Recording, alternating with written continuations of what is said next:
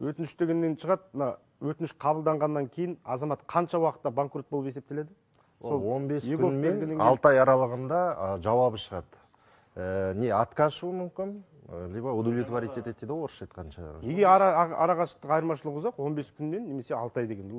Біраз нәрсе өзгеріп кетеді 15 күнмен. 15 жұмыс күнінің ішінде жаңағы біз тексереміз, мүлкінің шынымен жоқтығын, қарызының шынымен 12 ай жабылмағанын, сол талаптар орындалған жағдайда біз банкроттық рәсім басталды деп бірінші шешім шығарамыз.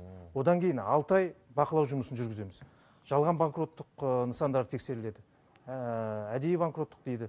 Мысалы, банкроттыққа кетпей тұрып, ол нақты табысы болуы мүмкін, оны жасыруы мүмкін. Немесе бір мүлкін қасақана басқа бір тұлғаның алдына атына аударып тастауы мүмкін. Сол мәліметтер тексеріледі.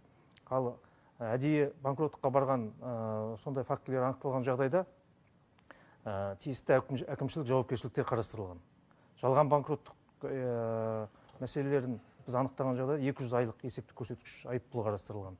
Ал егер мәліметтері жаңағы мүлкі болып тұрып, мүлкім жоқ деп жалған мәлімет көрсетсе арызында, сондай мәлімет анықталған жағдайда 100 айлық есептік көрсеткіш қарастырылған. Қателеспесек, соңғы 3 жылды қарайды ғой. Қазір кейбір азаматтар ойлап отыр, мысалы, өзімнің мүлкімді басқа бір кісінің атына аударып, мен осы банкротқа өтініш тапсыра аламын.